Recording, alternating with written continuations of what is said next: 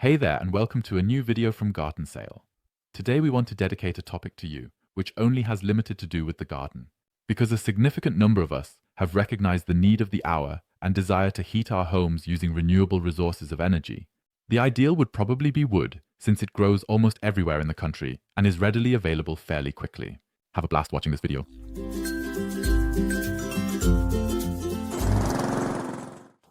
The person who can make it happen gets an oven installed, either in addition to the heating system or even to use it as fuel for the heating itself.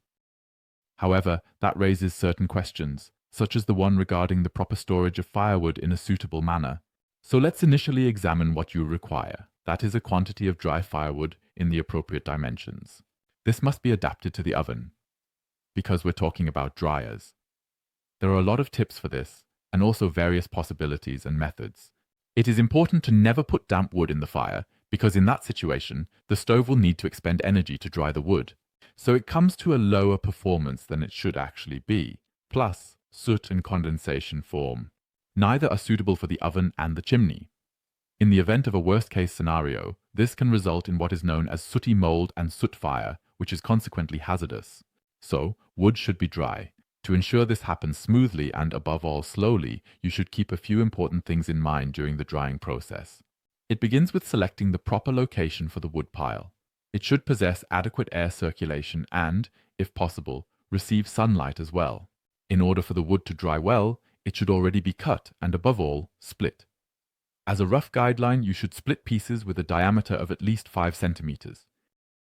For the common ovens and fireplaces, a length of approximately 30 centimeters recommended. It's important to protect against moisture. That is the reason why it is preferable if you have an overhang roof structure where you can conveniently store the firewood. Know it, build shelter. Plastic and corrugated roof sheets enough in this case of lacking resources. It is recommended not to store your firewood directly on the ground, as it can also become excessively moist in that particular location. But that's easily preventable by placing 2 bricks side by side with a gap between them and placing a board on top. Now you possess a mat that safeguards your firewood from moisture. Since wood requires air circulation to dry, wood that is piled up dries more effectively than wood that is stacked. However, it needs a whole lot more space. If you have the chance, go ahead and dump the wood after cutting and splitting it, and only stack it once it's roughly dried out. If the stack of wood is against a wall, make sure to leave some space to not hinder the air circulation here as well. How long the wood needs to dry naturally depends on a few factors. According to regulations, the moisture content of firewood must not exceed 25%. You attain the maximum heating value with 15%. You can assume that he will be required for a minimum of 1 year, possibly even 2. Then you can obtain the maximum benefit from your wood in relation to its burning power.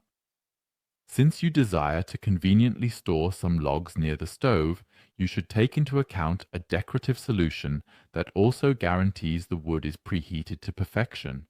There are various baskets and shelves for that, which add coziness to the house and are super practical. Certainly, you can also ensure that the stack of wood appears aesthetically pleasing when placing it in the outdoor space.